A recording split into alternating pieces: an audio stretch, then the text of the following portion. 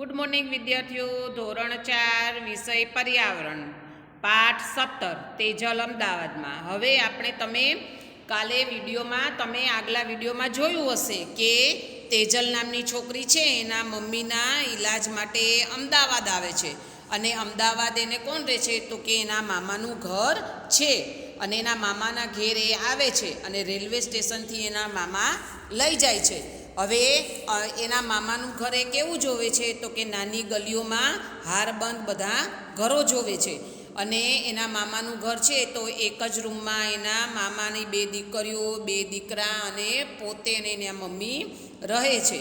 અને પછી તેજલ શું જોવે છે કે એક જ રૂમમાં એના મામી વાસણ કપડાં બધું સાફ કરે છે અને ગલીના છેડે એક સામૂહિક નળ છે તો એમાં પાણી ભરવા જાય છે અને પાણી ભરવામાં પણ એમાં ઝઘડા થાય છે. તેજલ આ બધું જોવે છે. આગલા વિડીયોમાં તમે શીખી ગયા. અને એના મામી સવારમાં 4 વાગે ઉઠીને સામૂહિક નળમાં પાણી ભરવા જાય છે. આ તમે આગલા વિડીયોમાં શીખી ગયા. હવે આપણે આગળ જોઈએ કે હવે તેજલ છે એ હવે ગામડામાંથી એને બસમાં આવવા માટે એને બીક લાગતી હોય છે. હવે એ છે એના મમ્મી એને અમદાવાદમાં દાખલ કરેલા હોય છે એટલે એ ગામડેથી હવે એ પોતે એના મમ્મીને જોવા માટે બસમાં જવું પડે છે.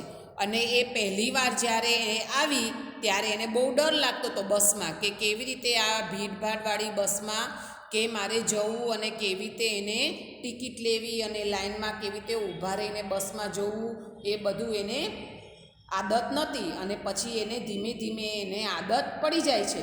હવે એ જ્યાં રહે છે ત્યાં નજીકમાં એના મામી જ્યાં રહે છે ત્યાં નજીકમાં ઊંચા મકાનો જોવે છે અને એના મામી ત્યાં 7 ઘરની સફાઈ કરે છે.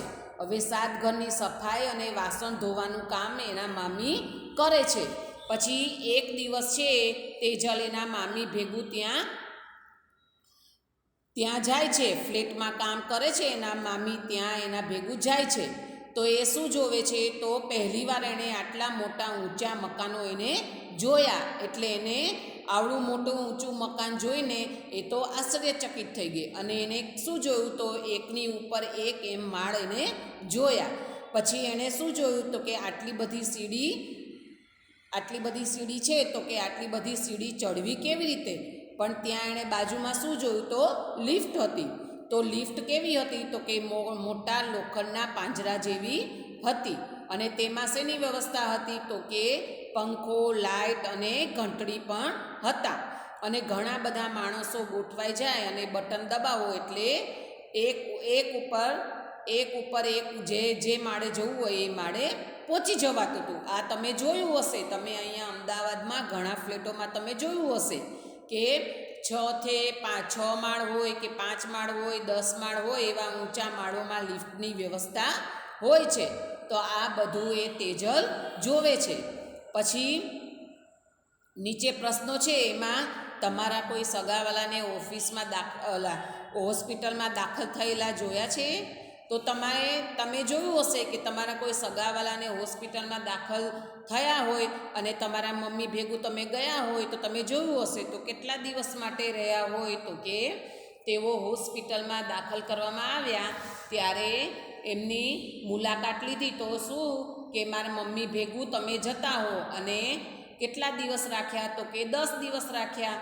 તો એમાં દર્દીની દેખરેખ કેવી રીતે રાખે છે, કોણ રાખે છે એ બધું તમે હોસ્પિટલમાં જોયું હશે.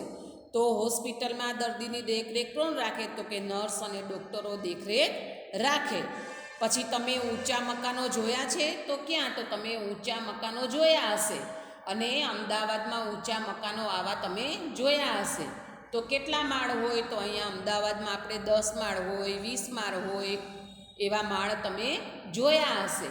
તો તમે કેટલા માળ સુધી ચડી શકો? તો તમે મકાનમાં એ ફ્લેટમાં તમે ક્યાં માળ સુધી ચડ્યા હો તો કે 10 માળ સુધી. પણ 10 માળ સુધી તમે લિફ્ટનો ઉપયોગ કર્યો હોય. પછી તેજલ એના મામી ભેગું એ જાય છે. એના મામી જ્યાં ફ્લેટમાં કામ કરે છે એમાં એ મામી ભેગું જાય છે. તો ત્યાં પહેલાં કોના ઘરે જાય છે તો કે હર્ષના ઘરે. હવે જે ઘરમાં એના મમ્મી કામ કરે છે તો એ છોકરાનું નામ શું હોય છે? હર્ષ હોય છે. અને આ છોકરો ક્યાં રહે છે? તો કે 12મા માળે રહે છે. અને એનું ઘર એણે કેટલું મોટું જોયું કે કેટલા બધા રૂમો હતા. એક બેઠક ખંડ, એક ભોજન ખંડ, પછી એક શયનખંડ, એક રસોડું એણે જોયું. અને શૌચાલય પણ ઘરમાં જ એને જોયું. અને હર્ષના ઘરને સાફ કરતાં એના મામીને ખૂબ જ ટાઈમ લાગી ગયો, કારણ કે એ છોકરાને જે ફ્લેટમાં રહેતો હતો હર્ષ, એને આટલા બધા રૂમ, રસોડું એ બધું સાફ કરતાં એના મમ્મીને ઘણો ટાઈમ લાગી ગયો. પણ એના મામીએ સરળતાથી બધું કામ પતાવી દીધું. પછી તેજલ શું જોવે છે રસોડામાં? તો રસોડામાં પણ એ તેજલ નળની વ્યવસ્થા જોવે છે. અને ત્યાં 24 કલાક પાણી આવે છે. અને બાજુમાં જે હોય છે ચોકડી જેવું, એમાં ડોલ મૂકવાની પણ વ્યવસ્થા હતી. પછી એ હર્ષ છે એ ત્યાં ડોલ મૂકેલી હતી, ત્યાં નળ ચાલુ કરીને પોતે ટીવી જોવા બેસી ગયો. અને પાણી બધું ક્યાં ગયું? ડોલ ભરાય એટલે પાણી બધું વેડફાઈ ગયું. એટલે તેજલને આ ગમ્યું નહીં. આ જોઈને તેજલને ગમ્યું નહીં કે હર્ષ તો નળ ચાલુ કરીને ટીવી જોવા ગયો. એટલે તેજલે એનો નળ બંધ કરી દીધો. તેજલે આ જોયું એટલે તેજલે એણે નળ બંધ કરી દીધો. પછી હર્ષના ઘરમાં મોટી કાચની બારીઓ જોઈ. તેજલે શું જોયું? એણે મોટી બારીઓ જોયું. એટલે એની મામી એ બારીમાંથી બહાર જોયું તો એને શું દેખાય છે? તો એના મામાની ગલી અને ઘર એ જોઈ શકતી હતી. એના મામાની ઘરની બાજુમાં જે ફ્લેટ હતો તે ફ્લેટ હર્ષનો હતો. તો એ હર્ષના ફ્લેટમાંથી એ પોતાના મામાની ગલીઓ જોઈ શકતી હતી. પણ એનું ઘર એને ક્યાંય દેખાતું ન હતું, કારણ કે એટલે બધે 12મા માળેથી ઊંચેથી કેટલા નાના નાના ઘર એની બાજુની ગલીમાં દેખાતા હતા. અને દરેક ઘર એને રમકડા જેવા લાગતા હતા. એટલે ઊંચાઈથી પણ તેજલને ડર લાગતો હતો. પછી નીચે તમે જુઓ, ચિત્ર જોયું છે ને કે આ બાજુમાં કેટલા ઊંચા ફ્લેટ છે, તમને ચિત્રમાં દેખાતું હશે. અને એની બાજુમાં ઝૂંપડપટ્ટી અને ગલીવાળાના મકાનો દેખાય છે ને. એટલે બાજુમાં જે ફ્લેટ છે એમાં એના મમ્મી એને કામ કરતા હતા. હવે નીચેના પ્રશ્નો છે કે તેજલ પહેલીવાર અમદાવાદ આવી ત્યારે તેને કઈ કઈ બાબતનો ડર લાગતો હતો? તો તેજલ પહેલીવાર જ્યારે આવી ત્યારે એને ભીડભાડવાળી જગ્યાઓ પર એને જવામાં, પછી ટ્રેનમાં અને બસોમાં એક જગ્યાએથી બીજી જગ્યાએ જવામાં એને ડર લાગતો હતો. અને ઉતરવામાં તથા સ્ટેશન પર ભીડમાં ચાલવામાં પણ એને ડર લાગતો હતો. અને બીજું એણે અમદાવાદમાં શું જોયું? તો કે ઊંચી ઊંચી ઇમારતો અને બહુમાળી મકાનો જોઈને પણ એને જોવાનો એને ડર લાગતો હતો.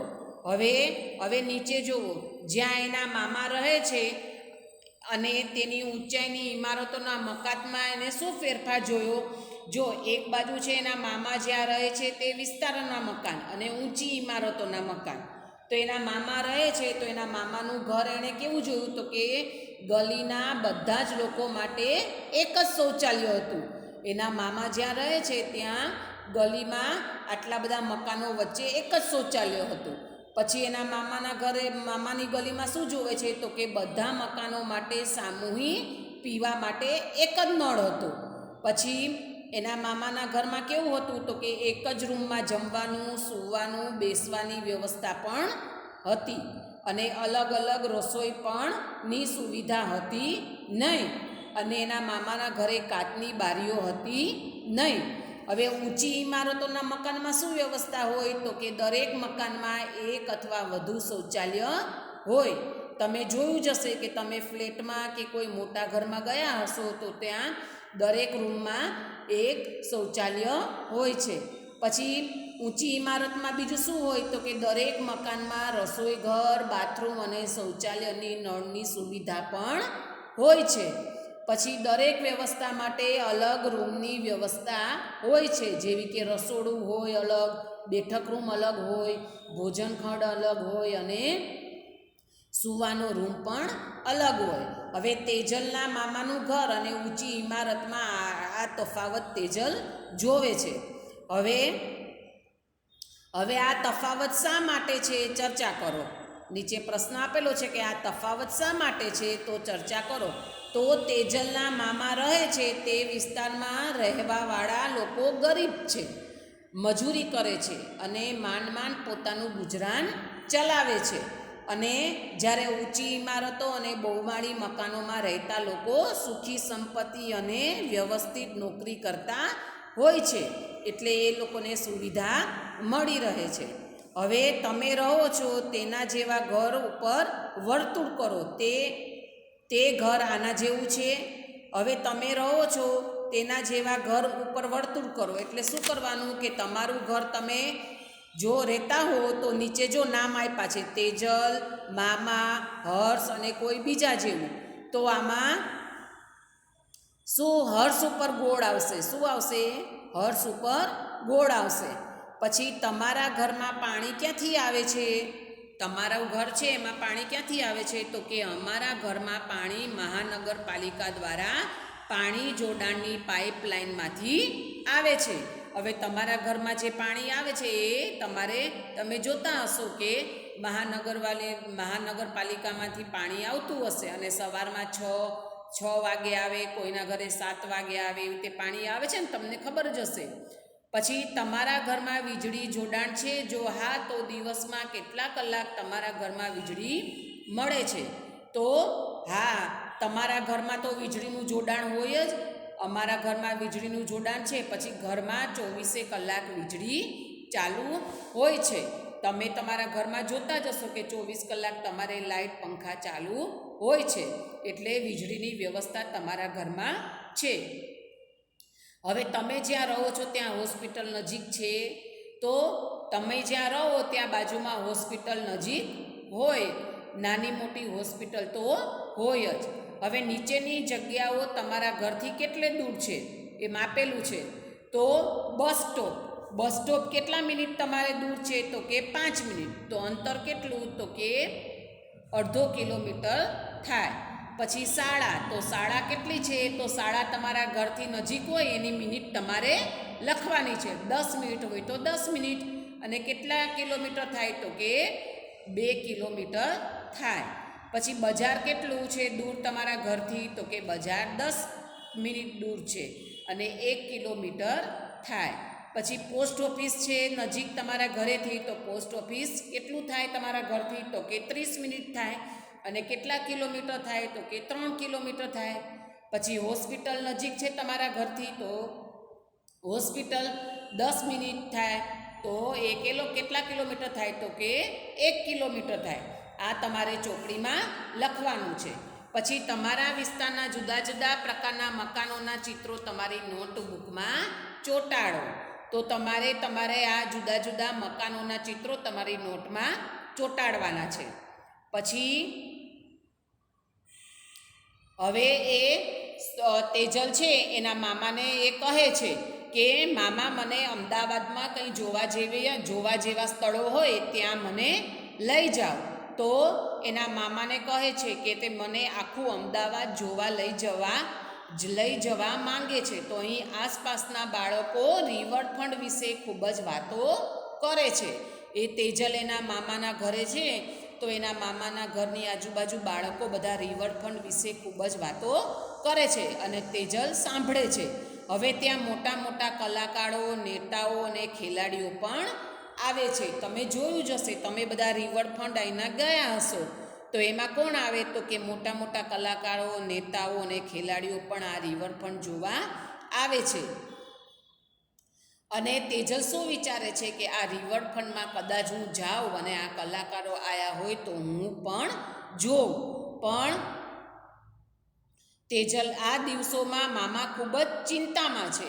એના મામા એ તેજલ જોવે છે કે મામા હમણાં ખૂબ જ ચિંતામાં છે. શું કામ? તો કે હું તેમને રિવરફ્રન્ટ લઈ જવા કહી શકું નહીં. એટલે તેજલ શું કહે છે કે તેજલ કહે કે હમણાં મામા બહુ ચિંતામાં છે, તો કે મારે રિવરફ્રન્ટ ફરવા જવું છે. તો હું કેવી રીતે કહું? છેલ્લા અઠવાડિયે કેટલાક લોકો નોટિસ લાવ્યા કે ત્યાંના લોકોએ જગ્યા છોડી દેવી પડશે. હવે એના મામા જે ગલીમાં રહે છે એ ગલીમાં એના મામાને એ જગ્યા છોડવાની છે. તો કે શું કામ? તો કે છેલ્લા અઠવાડિયામાં એ લોકો નોટિસ આપી ગયા કે તમારે આ જગ્યા ખાલી કરવાની છે. કોઈ સરકારી હોય, સરકારી જમીન હોય અને કોઈ સરકારી બાંધકામ કરવું હોય તો એ લોકોને મકાન ખાલી કરવા પડે છે. તો આ જગ્યા કઈ છે? તો કે આ જગ્યા સરકારી છે, એટલે એને ખાલી કરવાની છે. હવે તેજલના મામા શું કહે છે કે છેલ્લા 10 વર્ષમાં આવી ત્રીજી નોટિસ અમારે ઘરે આવી છે અને ત્યાં જે લોકો રહે છે તેમને ઘર માટે બીજા સ્થળે જગ્યા આપવામાં આવશે. હવે આ જે સરકારી છે એના મામા લોકોને એ બધા જે આજુબાજુવાળા રહે છે એમને શું કહે છે કે તમને બીજી જગ્યા આપવામાં આવશે, પરંતુ એ થોડે દૂર છે અને મામાને આટલે દૂરથી કામની જગ્યાએ જવા માટે વધારે સમય અને પૈસાની જરૂર પડે. હવે એટલે જ્યાં દૂર રહેવા જાય અને એના મામા અહીંયા નજીકમાં કામ કરતા હોય તો એને એ જગ્યા પણ દૂર પડે અને મામાને બીજા કામની શોધ કરવી પડે. હવે તેજલના મામા છે તો કે હવે બીજે રહેવા જાય તો તેજલના મામાને બીજા કામની શોધ કરવી પડે. હું પણ મારી માતાને મળવા કેવી રીતે જઈ શકું? એટલે તેજલ એમ વિચારે છે કે મારી માતાને કે હું કેવી રીતે જોવા માટે જઈ શકું? એને નજીકના હોસ્પિટલમાં દાખલ કરેલી હોય છે એટલે શું વિચારે છે કે હજી મારી માતા સંપૂર્ણ સાજી થઈ નથી, હજી મારી મમ્મીને પૂરેપૂરું સાજું થયું નથી. પણ છતાં પણ એ ગામડેથી અમદાવાદ તેજલ એની માતાને ખબર કાઢવા માટે આવે છે. હવે બાજુમાં પ્રશ્નો આપેલા છે કે મામાએ એમનું ઘર કેમ બદલાવવું પડ્યું?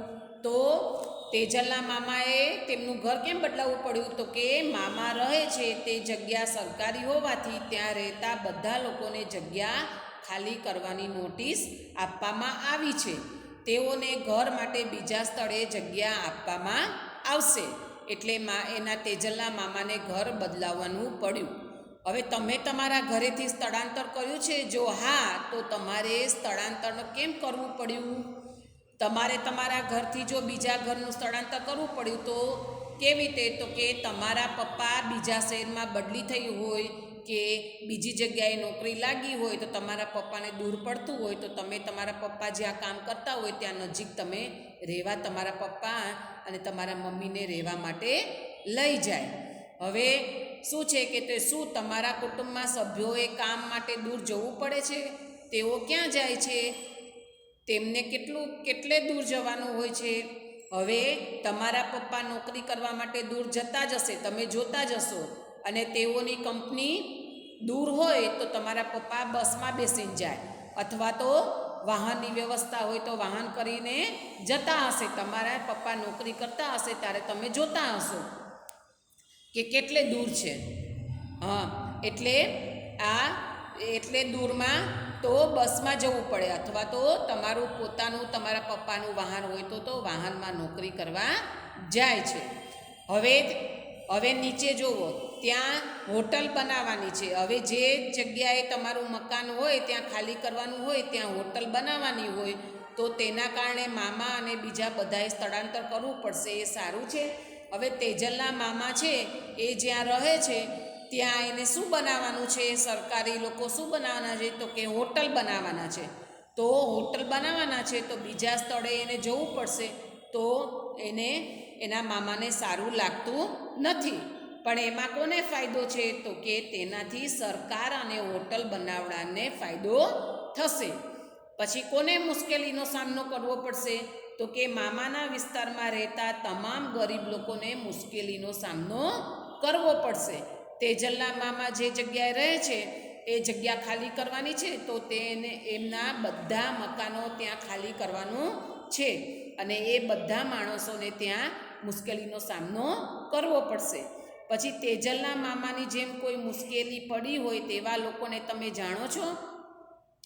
હવે તમે ઘણા એવા પરિવાર જોયા હશે તમારી ઘરની આજુબાજુ કે આવા સરકારી રોડ બનતા હોય કે સરકારી મકાનો હોય તો તમે કોઈ માણસો કે કોઈ રહેતા હોય એને ખાલી કરતા તમે જોયા હશે. તો આ લોકો એક જગ્યાએથી બીજી જગ્યાએ જાય તો એ લોકોને કેટલી બધી મુશ્કેલીનો સામનો કરવો પડે. એ એ તમે વિચાર્યું જ હશે કે થોડે દૂર એ લોકો જતા હોય અને નજીકમાં કામ કરતા હોય તો એ લોકોને મુશ્કેલીનો સામનો કરવો પડે. હવે આ પાઠમાં આપણે જોયું કે તેજલ અમદાવાદમાં આવે છે અને અમદાવાદમાં બધા જુદા જુદા મકાનો જોવે છે, એના મામાને ઘેર આવે છે, પછી ઊંચા ફ્લેટો જોવે છે. એ આ પાઠમાં ચર્ચા કરી આપણે. Thank you.